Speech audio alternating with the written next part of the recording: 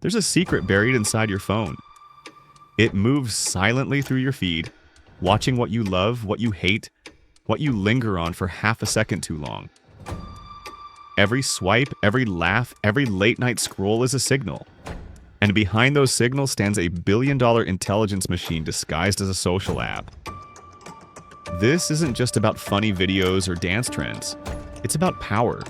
The invisible kind that doesn't need guns or soldiers, only your attention.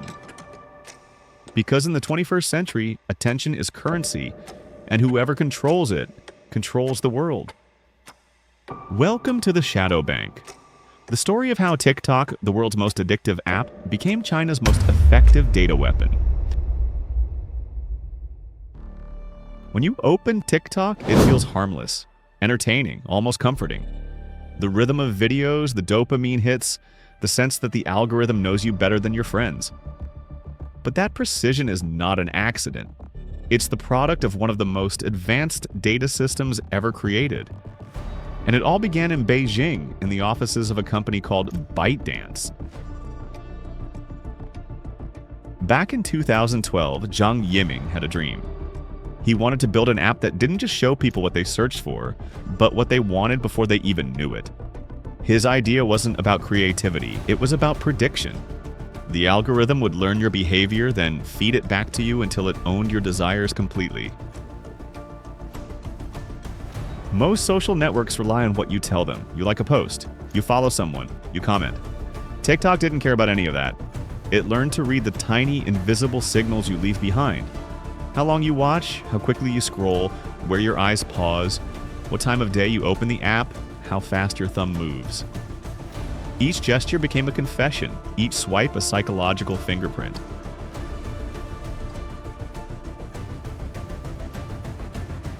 By 2018, the system was perfecting itself at a terrifying speed. TikTok's algorithm didn't just understand users, it conditioned them. It rewired human behavior to make sure you stayed. And while the rest of the world called it innovation, China called it infrastructure. Because what TikTok really built was not a social media app. It was a global surveillance network hidden behind music and memes. The United States was slow to see it. Europe laughed it off. Millions of parents downloaded it for their kids. Politicians made accounts. Even governments opened official pages chasing engagement, followers, clout, never realizing they were volunteering to be studied. But in 2020, something changed. The world was in lockdown, and TikTok became the heartbeat of human loneliness. People poured their secrets into the camera. Their fears, their jokes, their opinions. In those months, ByteDance gathered the most intimate psychological data ever collected. Not from spies, not from hackers, but from you. And the machine learned. It learned how a generation thinks, how it moves, how it votes, how it dreams. Every country that allowed TikTok to grow essentially handed over a behavioral map of its citizens. That's not paranoia, that's engineering. When analysts inside Washington began connecting the dots, they realized TikTok wasn't just collecting the usual metrics like location or clicks. It was absorbing facial recognition data, vocal patterns, even metadata from keystrokes. It wasn't just learning what you watch, it was learning who you are. The deeper the algorithm dug, the more it understood patterns of emotion. How to make people angry, how to calm them, how to divide them. The result was an influence system so precise it could shift cultural mood without anyone noticing. And here's where the story turns from social media to statecraft. ByteDance doesn't exist in a vacuum. Under Chinese law, all companies must cooperate with the Communist Party's intelligence apparatus. That means data gathered anywhere in the world can be accessed inside China. TikTok's global expansion wasn't just a business move. It was an opportunity to feed the largest artificial intelligence model of human behavior ever attempted. By 2021, the app had more users than Instagram and Twitter combined. Western teens were dancing, laughing, confessing their souls into the camera. Chinese engineers were refining the algorithm with every heartbeat. For the average user, TikTok felt magical, like a platform that finally understood you. But behind that magic was a silent transaction. You gave them your attention. They took your freedom. Because the algorithm doesn't just learn from you, it teaches you. It shapes what you believe, what you crave, what you consider normal.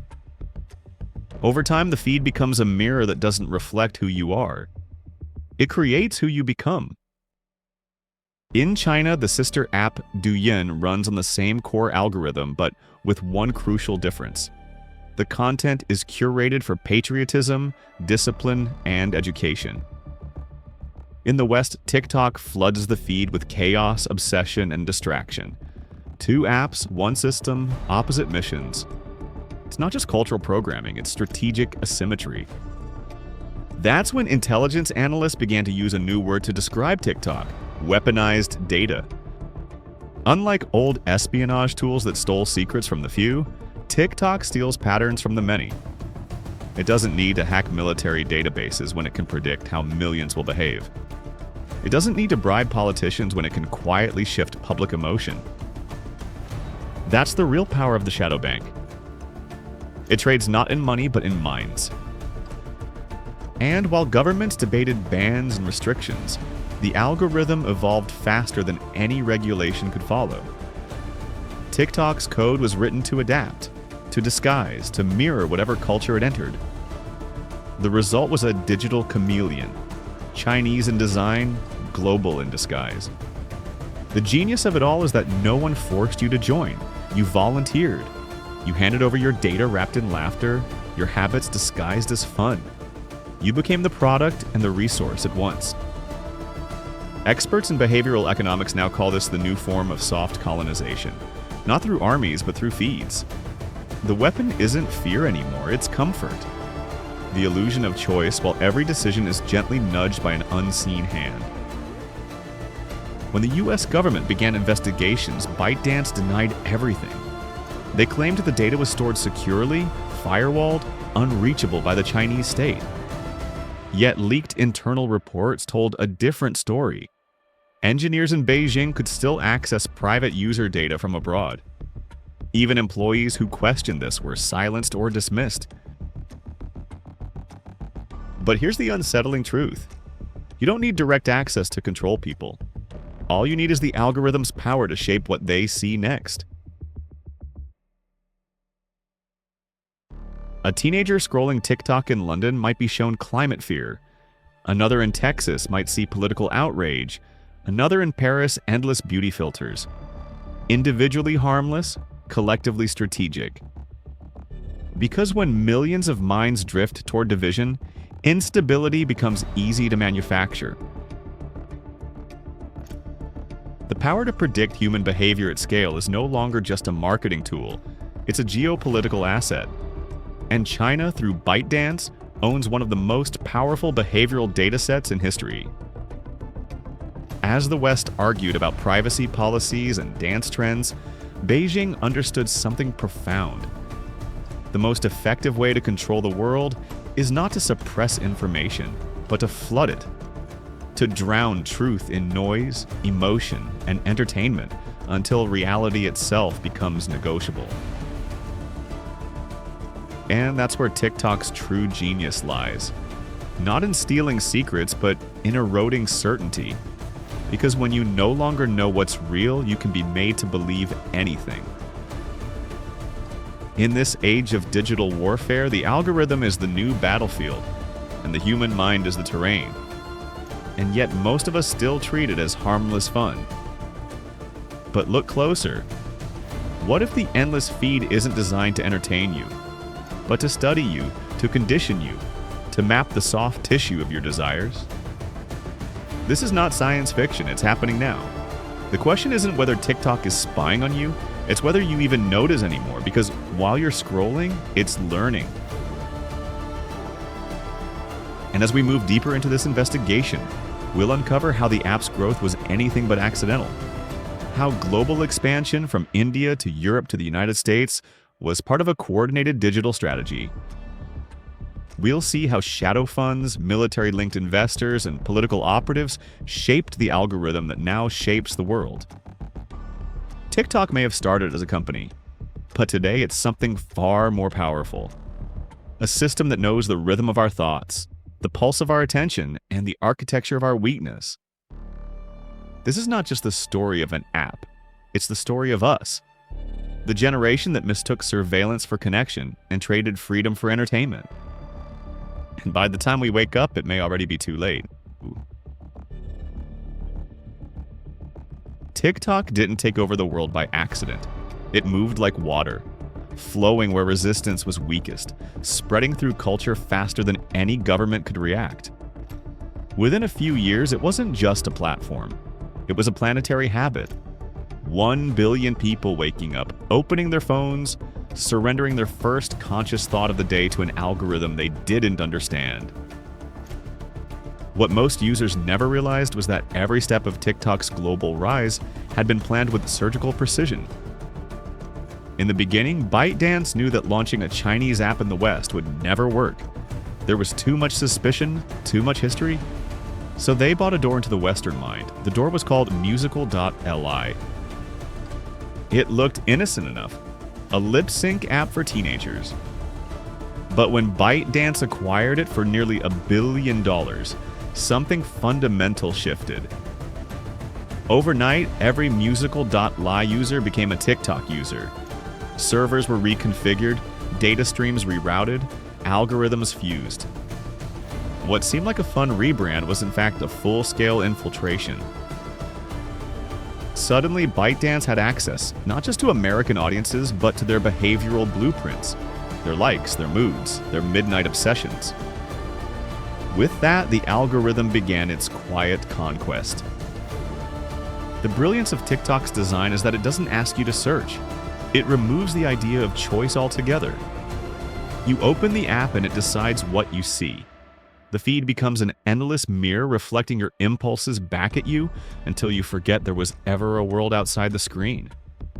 That's why it's so effective. It doesn't compete for your attention, it owns it. But behind the entertainment was something far more strategic. As TikTok spread across continents, it didn't just gather data on users, it gathered cultural intelligence. What jokes people told in Brazil? What anger simmered in France? What political divisions split the United States? This wasn't just social media, it was a real-time global map of emotional energy. Think about what that means. A system that can sense when millions of people are anxious, bored, or angry. A machine that knows before you do what kind of story will calm you or ignite you. For a government seeking influence, this is priceless. For a nation building global leverage, it's power beyond imagination. By 2021, TikTok had become the most downloaded app on Earth. In boardrooms across Silicon Valley, competitors panicked. YouTube rushed to copy it with Shorts. Instagram scrambled with Reels. Yet none of them could replicate TikTok's grip because they were missing the secret ingredient, the intimate, almost psychic link between the algorithm and the human nervous system. The effect was biological. Every swipe triggered micro-releases of dopamine, cortisol, adrenaline. Tiny hits of emotion engineered by code. Users called it addiction. Engineers called it retention. But on the geopolitical level, it was something else entirely: control. In China, ByteDance maintained strict compliance with national security directives. Any data requested by the government had to be shared. The company insisted this didn't apply to international users, but leaked communications suggested otherwise. Analysts found traces of code inside TikTok's framework that allowed remote access from Beijing-based servers. It didn't matter where the data was stored physically. The architecture itself was designed for reach. When journalists confronted ByteDance executives, they deflected, citing data centers in Singapore and the US. Yet cybersecurity experts discovered that the app was still communicating with Chinese domains, transferring encrypted packets of behavioral data. The details were technical, but the implications were simple. Your digital identity could cross oceans without you ever knowing. And while politicians debated, the algorithm evolved again. TikTok began fine-tuning content flows around politics, protest, and polarization. In the US, videos about social unrest skyrocketed in visibility. In Europe, narratives around consumerism and disillusionment flourished. It wasn't clear whether this was deliberate, but the effect was undeniable. Nations already divided found themselves more fragmented than ever. Experts in information warfare called it the perfect Trojan horse. No propaganda, no coercion, just a mirror tuned to magnify whatever fractures already existed. You didn't have to invent chaos when you could amplify it. Inside China, the contrast was striking. Douyin, TikTok's twin app, limited usage for minors to 40 minutes a day. It promoted science, art, and patriotism. It elevated discipline and study. In the West, TikTok promoted self-expression, consumer trends, impulsive behavior. The divergence wasn't cultural coincidence, it was psychological engineering. One version builds focus, the other dissolves it. Government started waking up. India became the first major democracy to ban TikTok, citing national security risks. The app vanished overnight from more than 200 million phones. For a moment, it seemed like the tide might turn. But within months, clones appeared, users migrated, and ByteDance shifted its strategy. They launched aggressive lobbying campaigns in Washington, hired American executives, partnered with Hollywood agencies, and poured millions into branding TikTok as a neutral entertainment company. Meanwhile, engineers quietly refined the algorithm even further, masking data transfers behind layers of cloud infrastructure. And while senators argued on live television, the feed kept scrolling. That's the genius of modern power. It doesn't wait for permission. It moves at the speed of software. By the time lawmakers write laws, the technology has already evolved. To the casual user, this sounds like paranoia. How could a simple app threaten a nation? But look at history. Every empire begins by controlling resources: gold, oil, land. In the digital age, the resource is human attention. Whoever harvests it first shapes the future. TikTok became a shadow economy of attention. A global vault where every view, like, and comment became a data point with market value. Advertisers saw profit. Government saw influence. ByteDance saw both. As profit soared, another layer of complexity emerged. Investors traced funding networks that linked ByteDance's early backers to state-aligned capital funds in China. Entities connected to the Cyberspace Administration and military research institutes held quiet stakes. On paper, it looked like ordinary venture investment. In reality, it blurred the line between commerce and strategy. When US officials demanded transparency, ByteDance proposed something called Project Texas, a partnership with Oracle to store American data on American soil. It sounded reassuring, but cybersecurity experts warned that data storage isn't the issue. The issue is control over the code. If Beijing can dictate software updates, they don't need the data itself to manipulate what people see. This is where the story becomes almost invisible. The line where entertainment transforms into influence. TikTok doesn't need to push a political message. It only needs to adjust the emotional temperature of society. A few percentage points more outrage here, a few more distractions there, and entire populations drift toward instability without realizing it. And yet, even now, millions still see it as harmless. That's the brilliance of psychological warfare in the digital age. It never feels like war. It feels like entertainment. TikTok's empire grew not through conquest, but through consent. Each user built their own cage, one video at a time. And while we laughed, while we danced, while we shared our lives on the feed, the app quietly built the most sophisticated psychological database in human history. But there's one thing even ByteDance couldn't predict: that people would begin to notice. In 2022, whistleblowers leaked internal communications showing that engineers in Beijing still had access to US user data months after the company promised they didn't. The revelation confirmed what many suspected: the algorithm's brain still lived in China. The scandal triggered investigations, hearings, and viral outrage. Yet TikTok's growth didn't slow. Because outrage itself fuels the algorithm. Every criticism, every debate, every delete TikTok campaign generates more engagement, which generates more data, which strengthens the machine. That's when analysts began calling it the attention trap. Even when you fight it, you feed it. In one leaked memo, a former ByteDance executive described the company's mission as to understand human nature better than anyone in the world. He didn't say to entertain or to connect. He said to understand. And understanding in the age of information is domination. By 2023, TikTok was woven into global culture. News organizations depended on it for reach.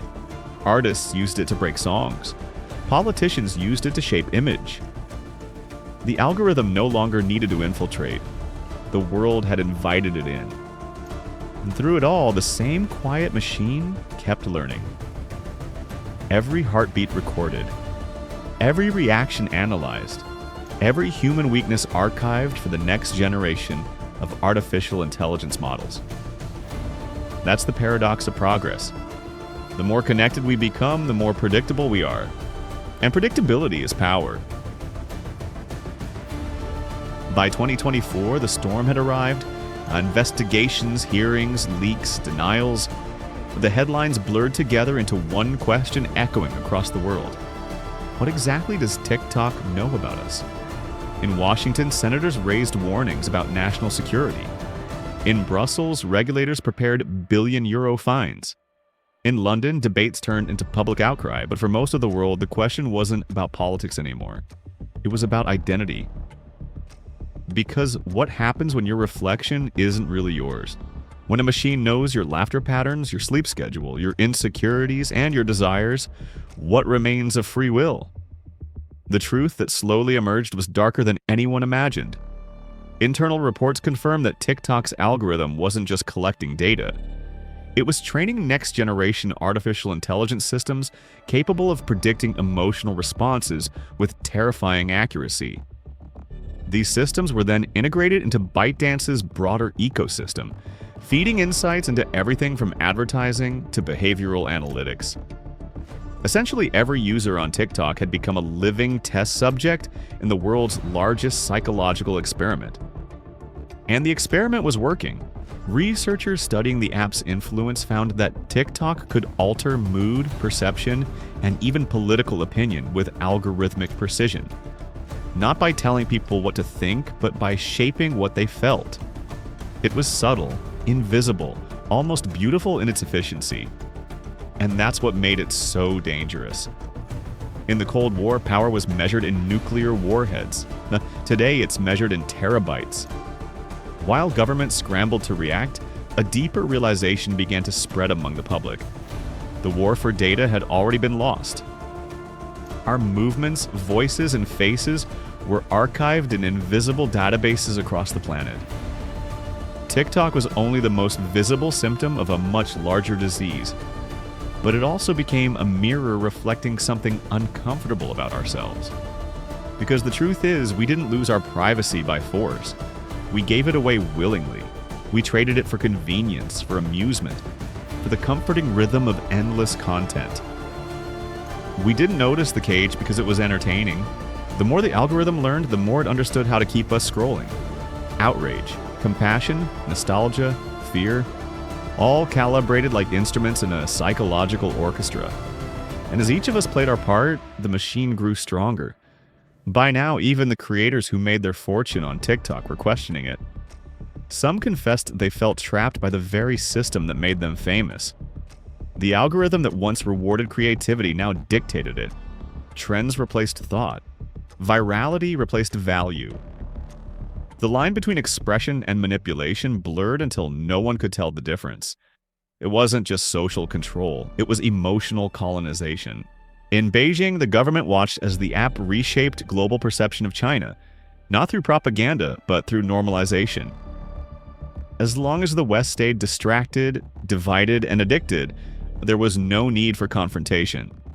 Influence had replaced invasion. That's the silent brilliance of modern power.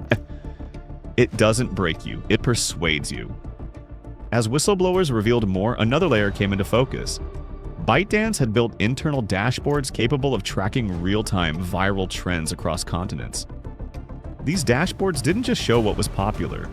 They showed who was shaping the narrative: journalists, activists, politicians. Entire influence networks mapped, categorized, and observed in real time. It was surveillance not through force, but through fascination. And the implications were staggering. In a connected world, whoever controls the feed controls the future. Some governments began to push back. The United States moved toward forcing ByteDance to divest TikTok entirely.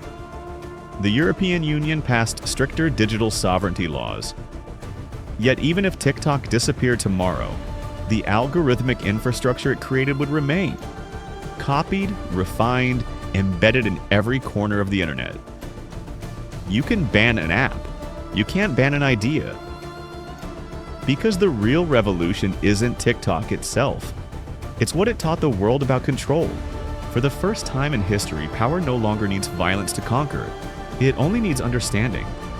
If you know what people crave, you can sell them anything. If you know what they fear, you can make them believe anything. And that's where the line between business and warfare dissolves. While the public argued about privacy policies deep inside data centers, machine learning systems continued to refine their understanding of humanity. Millions of human micro-moments, smiles, tears, hesitations, converted into patterns of predictability. The algorithm didn't just study emotion, it learned to simulate it. That's the terrifying next chapter of this story. Artificial empathy. Machines that not only recognize emotion but replicate it. The next generation of digital systems won't just harvest your attention. They'll perform intimacy. They'll mirror your personality, your humor, your sorrow, until you can no longer tell where you end and the machine begins. And when that happens, freedom won't die with a scream. It'll fade with a sigh. Because control no longer needs fear. It just needs comfort. In one of the leaked internal memos from ByteDance, a line stood out like a warning from the future. The algorithm must become invisible. When it feels like magic, we've succeeded. And they did succeed. The magic worked. For years, people believed TikTok was just a window to the world, never realizing it was a mirror, one reflecting not who we are, but what we can be made into. Experts now refer to this phenomenon as algorithmic governance, ruled not by law, but by influence. The invisible hand guiding public mood, steering collective consciousness one video at a time. You might think you're immune. You're not. Nobody is. Even the awareness of manipulation doesn't protect you from it. The feed is designed to bypass logic and speak directly to emotion. It doesn't argue, it seduces, it doesn't command, it suggests, and suggestion, repeated long enough, becomes belief. So what happens next? Maybe governments will impose new restrictions. Maybe ByteDance will spin off its global operations. Maybe new platforms will rise and promise transparency until they too become the next weapon. Because in the end, this story isn't about TikTok. It's about the oldest struggle in human history, like the battle for the soul of attention. We used to believe freedom meant the right to speak. But in the algorithmic age, freedom means the right to think. And that's the freedom we're losing. Not to oppression, but to obsession. As the investigation closes, we're left with a haunting truth. The algorithm didn't just study us, it changed us. It taught us to crave shorter thoughts, faster opinions, louder emotions. It turned our curiosity into currency, our empathy into entertainment, our silence into data. The shadow bank of the digital world doesn't trade in money. It trades in meaning. And unless we learn to reclaim our attention, the next great empire won't be built on territory or technology. It'll be built inside our minds. Because in this new world, whoever owns your focus owns you. We thought we were watching TikTok, but all along it was watching us. Before the story ends, there's one more truth to tell. Not about governments or surveillance, but about the people who made the empire possible. The creators. The dreamers who built TikTok one post, one heartbeat, one hope at a time. They were told they were part of a revolution, that their voice mattered, that with 10,000 followers they could turn creativity into income and freedom. It felt real. For a while it was. When TikTok launched the Creator Fund in 2020, it was marketed as a billion-dollar opportunity, a reward for originality and effort. And in the early days, it worked. Creators with viral videos saw real money. 10 or 20 cents per 1,000 views wasn't much, but it gave people hope. Hope that their passion could be their profession. But as the platform grew, something invisible shifted. The fund didn't grow with it. Every new creator meant a smaller slice of the same pie. RPMS fell from cents to fractions. What once paid £200 now paid £20. Some creators reached 1 million views and received less than the price of lunch. Others hit 10 million and earned just a few pounds. They tried to understand. They searched for answers. None came. TikTok stayed silent. And silence is easy when the algorithm speaks louder than you ever could. In 2023, they shut down the old Creator Fund and introduced something new, the Creator Rewards Program. It promised better payouts for high-quality original content over 1 minute long. The rules changed, the language changed, but the outcome didn't. Creators called it the same fund in a new jacket. Even those who qualified said payouts barely improved. RPM still hovered between 2 and 4 cents, a fraction of what YouTube Shorts or Facebook Reels offered. The disappointment grew into a quiet grief. Creators who had given years to the platform began to walk away, realizing that virality and value are not the same thing. The only ones left thriving were faceless pages, endless accounts posting slideshows, AI-narrated clips, voiceovers, and recycled footage. They filled the feed with hypnotic repetition, feeding the algorithm exactly what it loved: frequency, not soul. And the cruel irony? Those faceless pages performed best. They grew faster, reached farther, earned more views, yet their RPMS were microscopic. Tens of millions of views for pennies. A digital assembly line where emotion is optional and authenticity is unnecessary. That's the final twist in TikTok's empire. Even success has become synthetic. The platform that promised to give everyone a voice now rewards silence. The kind that posts without personality, that floods the feed with quantity over meaning. Real creators are left behind, watching algorithms thrive where artistry dies. TikTok's economy no longer runs on creativity. It runs on content, faceless, endless, replaceable.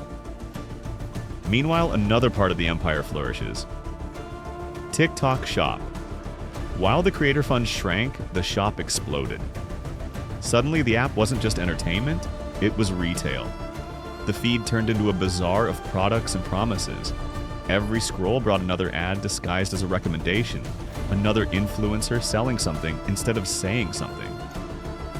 TikTok found its true goldmine not in creators' art, but in their audience's impulse to buy. Engagement became commerce. Creativity became marketing. The creator became the middleman of a machine that sells while pretending to entertain. That's how the shadow bank works. It converts attention into profit, but the profit never reaches the people who built it.